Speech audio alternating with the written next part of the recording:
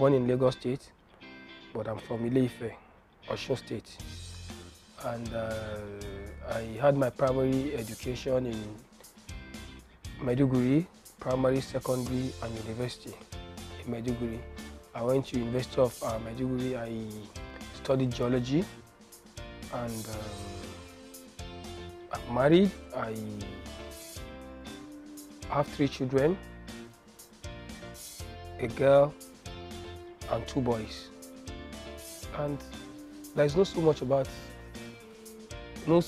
about Seyi Adekunle, just basic like another person. For me, I've always worked for the brand. And that is the reason when if I'm being asked what position do I occupy, I don't really like the idea of calling me a CEO.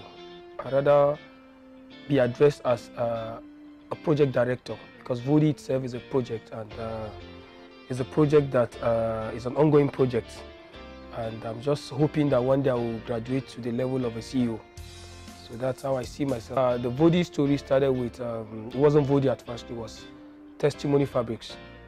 And Testimony Fabrics just registered it as a business name, and we did not know that it will, we know we are onto something good, because I know with diligence, hard work, and the sky is your limit. So we started in the year 2001,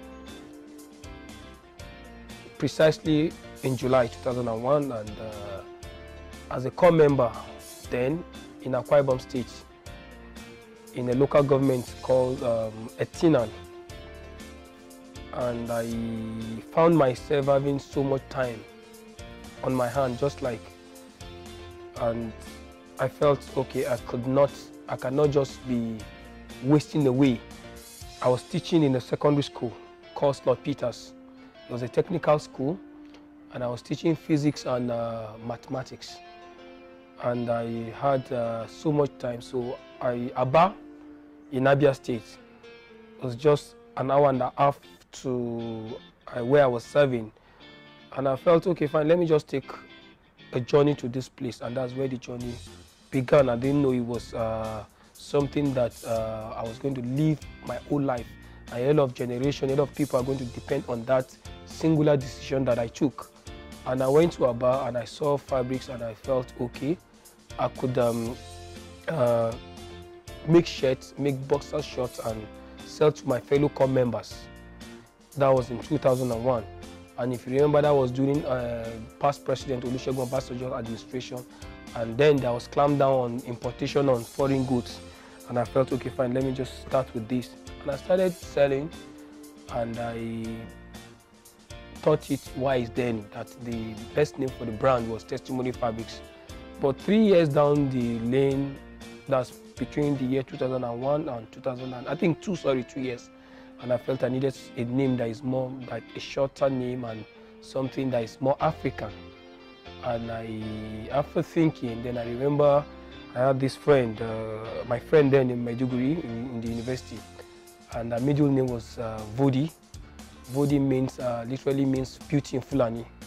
It is actually spelled as VWODI.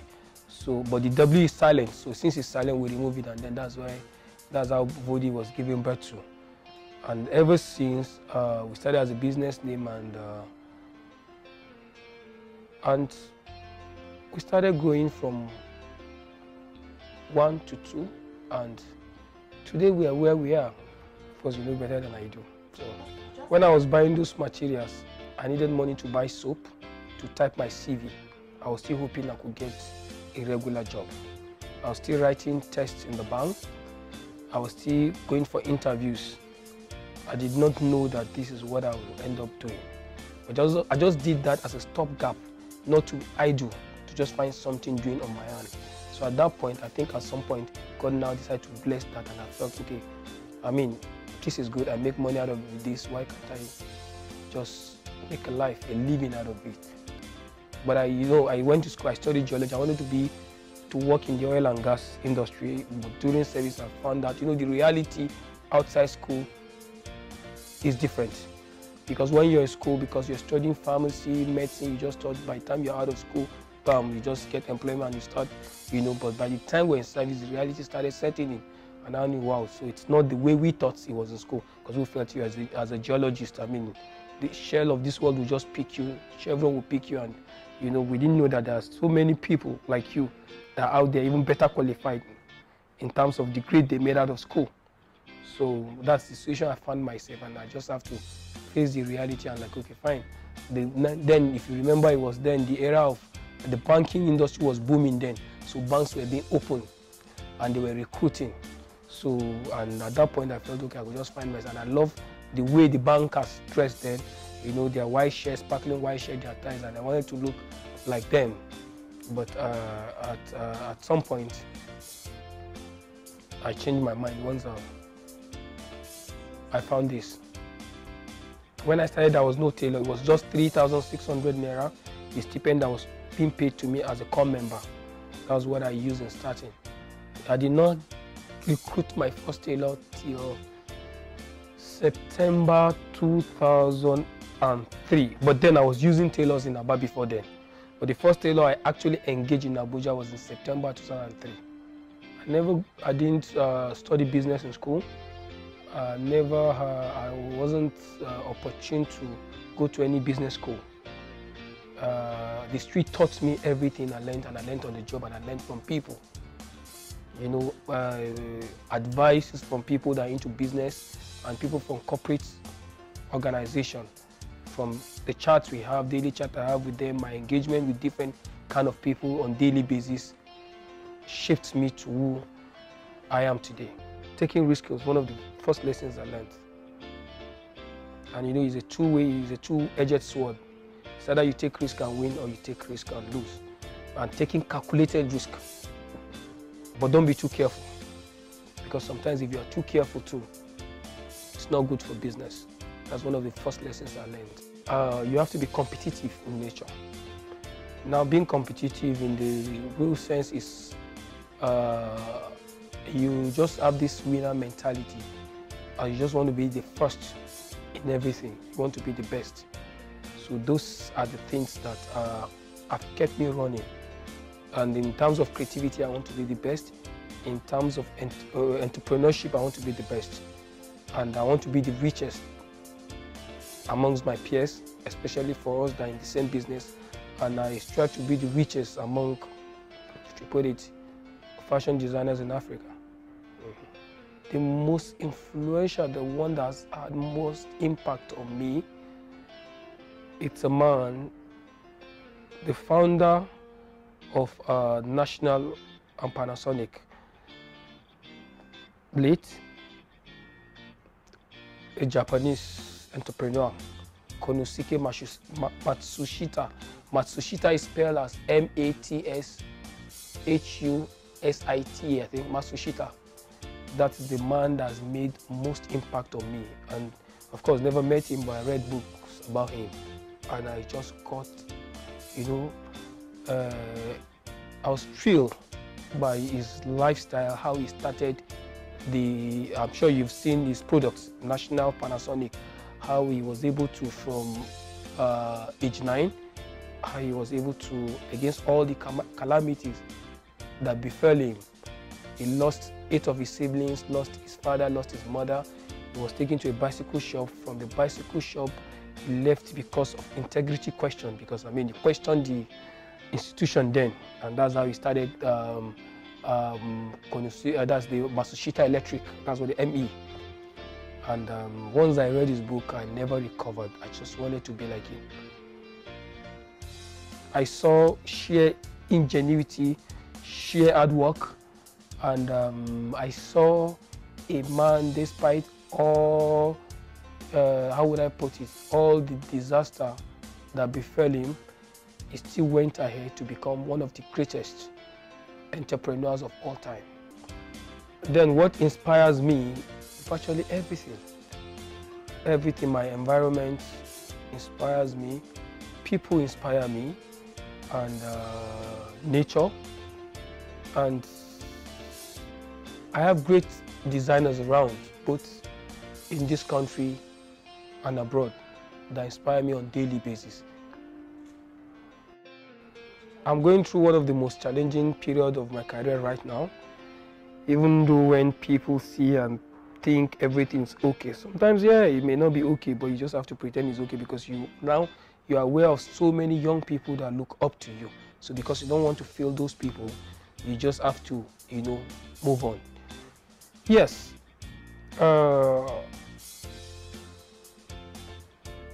How can you explain when a man that's worked so hard for 17 years and a major part of his savings is in a financial, one of the banks, one of the financial institutions that is being regulated by CBN and NYSC, and for the past 9 months, and then this money is not small money we're talking about. Now for you to be able to get this money becomes a problem, and then you just, amidst other challenges that you and I know that we go through in this country, every young entrepreneur go through. We're talking about power, we're talking about capital, we're talking about even labor, we're talking about all of those are enough challenges. Then when you now have the money that you genuinely have kept and you don't know what is happening. So that is, for me, right now is challenging. Okay, the best business advice I ever got was when I sat with certain guys from Austria, and on how to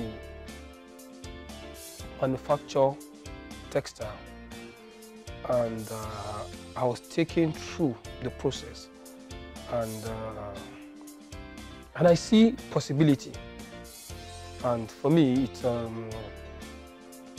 one of the advices that I got, that in times to come will not only employ Nigerians, it will employ even people from other countries. So to me, that's the best advice. To me, work is life. They are interwoven.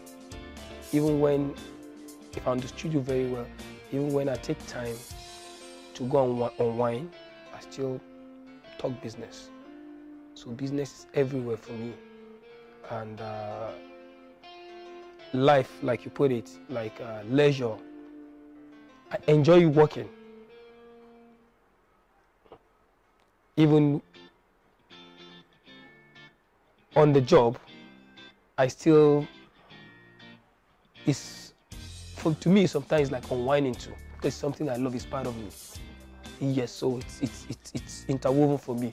Both places I work and play and work. Yes, I'm hoping to learn a language, Mandarin,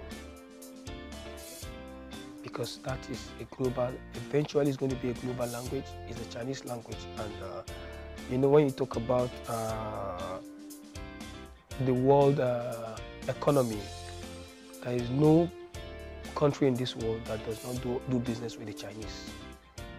Whether America or in Europe, everybody do business with the Chinese, and it will be a very big advantage for me in future if I can speak the language very well. You cannot take the story of the brand, the transformation of the brand, away from Icentra. That's the man Tafik himself. He convinced me for me to see for me to see the reason why I need to rebrand. Everything you see today was anchored on what Icentra did. There's Vodi Clean, Vodi Training Institute upstairs, Vodi Tailor, Vodi Debo. Vodi Debo means, Debo is woman in Fulani. Vodi means beauty, that's beautiful woman, that's the woman section. Then we have Vodi Textile, where you can come buy fabrics and go. Vodi Clean, where you can do your dry cleaning. Vodi Debo for the female, then the Training Institute. Then the Vodi Tailors, which is the father of all the business. So everything is now together as Vodi Group. We started as shirt making. Yeah, I forgot to tell you that part. We started as Vodi shirt makers. Then gradually we started making trousers. Then gradually we entered into kaftan, suit making, and then a whole lot of, stuff that we do today. The same advice I would give myself 16 years ago if I had to advise myself. And what are the things I would advise myself? I would just tell myself there are three things, three important virtues: talent, skills, and knowledge will grow and sustain any business. Now, you cannot say you have two of these three. Talent, yes, it's not everybody that is talented. I will give you example of two players. One may be talented, another one may not. But it's not as if both of them cannot be successful. They can. So first, you must try and, the talent, then the skills. The skill is what you acquire, what you do with your hand. Like we take measurement, we sew, talent has to do with the creativity aspect. Then knowledge is that thing that is just like the fuel. You just have to keep questions. You just have to ask questions. You just have to study, and continuously. And you just have to be in terms with modernity. So for a young person, if you have those as your bedrock, I think you go very far. Then other elements that you cannot just take out of the life of a successful man or woman. You just have to be disciplined. You just have to put your integrity together. And it's not easy, but then you just have to work towards it. There's nobody that is perfect, but you have to consciously work towards perfection. You don't just have to leave it. You don't have to be careless about it. And you must be very, very hardworking. Very, very hardworking. I've heard people tell me, work smart, work hard. I'll tell you, work hard. My name is Seyi Adekunle. I'm a leadpreneur.